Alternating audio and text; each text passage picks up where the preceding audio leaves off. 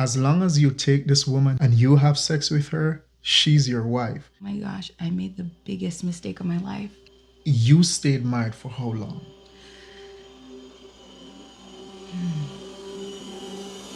What's everybody gonna think? I'm gonna look like a total failure. I don't want this child to be raised without a father. I know what I endured. I saw how it almost destroyed me. I feel like I went in a 10 and I came out a -2. Do you think that you were delusional? You know, the news started going around and people started to find the reasons for the divorce. You know, it's like they prey on your downfall. Don't get married.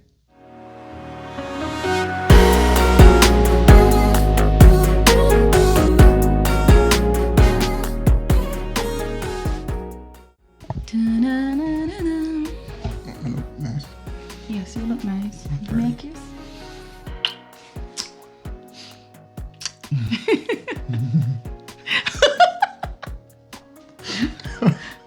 All right, ready? Hey guys, welcome back to another episode on Unfiltered Heart Talks with the Dawkins. Welcome, guys. I'm here with my beautiful wife, and we are going to be having a very serious, delicate, and of course, sensitive discussion with you today. Not necessarily a discussion, but a conversation. Yes. We want to have a conversation with you guys. Of course, we recognize the importance of this topic. We spoke about it in our last episode. Yes, our love story. Right. So you guys go over there and check that. It's 3 episodes. 3. Go check them out, guys. Very interested. And then that will help you guys to understand how we got here. Yes. So what is this topic that we're going to be talking about today? Today's topic is why did I stay married And why did why did I get divorced? And of course, we understand, as I mentioned, how sensitive this topic and this subject is Yes. overall to many individuals, to the Christian community, to those who are single, to those who are married and going through their marital problems, you know, and to those who are looking forward to getting married. Yes. And it is not that we are promoting divorce No. in any way, as you always say that what? Divorce is never Divorce the answer. is never the answer. And so understanding the seriousness of this subject and the sensitivity, we are also cognizant of the fact that sharing this experience will bring forth a certain level of scrutiny. Yes. And we have also recognized that by sharing our experience with you guys, Yes. there might be individuals in our community who can truly learn from this experience and find clarity to questions that they need answers for. You know, the reality is that marriage has been under decline for many years, Yes. and there have been so many challenges with marriages, and not only that, but the divorce rate has proliferated drastically throughout the years. And so I believe that our story can help not only to help someone else find clarity, but can be used to prevent those choices that individuals out there will make that will eventually put them in a place where they might only have divorce as an option. You know, so I hope our story, guys, can really help to eliminate some of those potential poor choices. Yes. We have our experience, and as I said, we are choosing to share this with you guys, and we just hope that, you know, they will indeed learn from it. Yes. So again, the topic we have for you guys today: Why did I stay married? and why did I get divorced? But of course, some context. Yes. We have both been married before, and also we have both been divorced. Yes. And today, we want to share with you all, why did we get married and what happened, what transpired throughout our marriage that led to an eventual divorce. Before you tell our audience why you stayed married, tell them, why did you get married in the first place? Well, I'm like the average girl, grew up playing with dolls, and I wanted, like the average girl, to get married one day, have a family, the white picket fence life. So I got married because within me there was a desire, an inborn desire to one day have a lifelong partner and raise a family. That's the main reason I got married.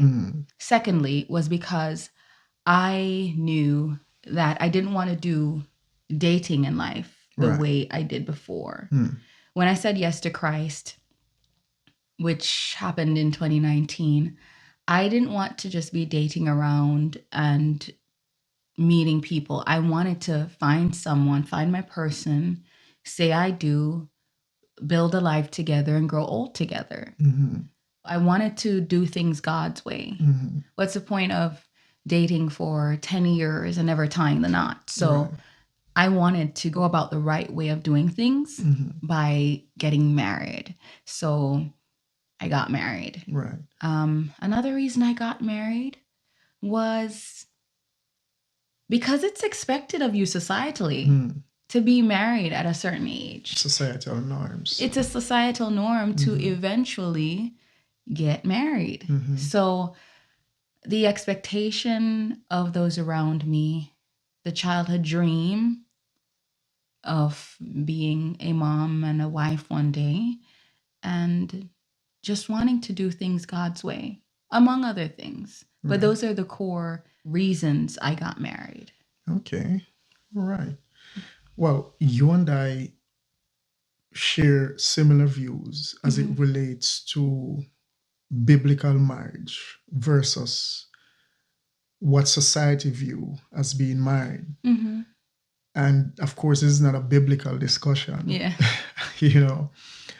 But we understand that marriage is a commitment between a man and a woman, and that commitment, as the Bible says, that the man should leave his family and cleave to his own wife, And you and I both share similar views as it relates to marriage. And we understand also that there is a vast difference between biblical marriage and societal marriage. Within society, there's a certain way things are supposed to be done for you to be considered married, where you need to get the dress, the ring, Documents signed. Get the documents signed by the state. But biblical marriage is not so. God is saying, listen, as long as you take this woman inside your tent, as Isaac did, and you have sex with her, she's your wife. So we understand marriage from that biblical perspective, and just wanted to throw that out there. So for me, I got married. For one, it's not necessarily because it was a childhood dream, because I grew up in a single parent household, a household, as I said previously, where parents was hardly in the home. It is not something that was an influence in my life at all. It didn't shape my worldview, so it's not something that I look forward to. It was not until I got baptized, I started going to church, getting involved in these dating discussions and stuff like that that used to happen in the church. And I said used to, that really helped me to develop a worldview of marriage, and I wanted that for myself also. However, when I got to university, that was where it really started to dawn on me that, hey, you need to find yourself a wife. And one of the reasons was that pastoral ministries of such, where one of the things that they used to talk about is the fact that conferences don't want to employ you if you're not married. I'm not saying that's a hard and fast rule, or it is a standardized rule or something that they have in law. This was just things that we used to talk about among theologians. But it makes sense though. It makes sense though. Remember, I was sharing with you at some point, I read some article that stated that companies are more willing to hire married men because they are happier and they live longer. So it could be an actual fact or some statistic. I'm not sure. But it was never something that we actually got facts for. It was just, senior theologians who were going into pastoral ministry. They used to say, hey, the conferences don't want to hire because, we're not married. And for me, that was a thing where I was looking at, I can understand it, because if you get married, then that limits the potential attention that you will get from your congregations yes. that you will be serving in. So I was thinking that maybe they're looking at it from that perspective, which is not bad. At least you go there as a married pastor. All the young ladies within the congregations don't necessarily have to be looking at you with the hope to find themselves in a relationship with you. Yes. And also, when you take a man and put him in a position, he'll function. Right. But when you take a man and a woman and put them in that position together, they can do way more, because look at that. You're not going in the church by yourself, but you have a wife. Right. They have somebody to, the women that would otherwise be drawn to you as a potential partner are drawn to your wife. How is she doing this? How is she doing that? How let me, and she can get advice from you. So I see it working well, I see it working well. And I if that is a hard rule, I can understand why they would implement definitely, that. Definitely. And I saw that. So that was part of my influence. Yes. And not just because of pastoral ministry, but the church's view, the church's influence overall. You and I both know. Yes. You're there at Jamaica, you have your little girlfriend, the girls them have them little boyfriend. As soon as the church members see you, when you get married. So it was a thing where church members love to see young people in relationships, and more so they love to see young people getting married. Yes. And as soon as they get married, and when are you have children? When did I have a baby? Like them giving the money to put on. Right. So these are the influence or the pressures that comes from the church community, and we understand that and we know it. But did it influence me? Yes, it did. And so that was really my main reason for getting married. The church's influence and my career choice. Yes. Right. Those are the two things that really influenced me. Wow. So yes, so we have both just shared our experience. In a nutshell. As to why we both got married. Yes. So you got married in what? 2020. 2020. Yes. And I got married in 2015. Ooh. Yeah, you didn't waste no time getting married. I did well for 2 years, as we would have mentioned before. It was a long time. Yes. Dating someone. Yeah. But you stayed married for how long?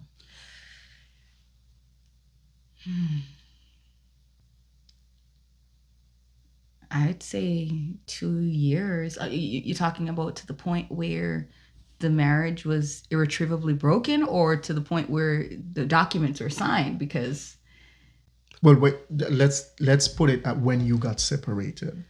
Oh, so I'd say a year, 2 years in, or a year and a half in. Yeah. Why did you stay married for 2 years? Well, when I just got into the relationship, as I must have shared with you many times, I saw challenges, I saw issues, but I, like the normal individual, the logical individual, said, yeah, getting to know anybody is difficult. Right. So when I saw problems arising, abusive tendencies, I just thought we're two different people from two different cultures, so many different things, and marriage is hard. That's what I kept on telling myself. Marriage is hard, so just give it a little while. Right. Give it a little while. So I kept on telling myself marriage is hard, and we just got married. And I remember one day I was at the apartment. If you like our content, we are also available on Instagram, Facebook, and TikTok. Show us some love over there. Unfiltered Heart Talks. See you guys. Stay tuned for the next one.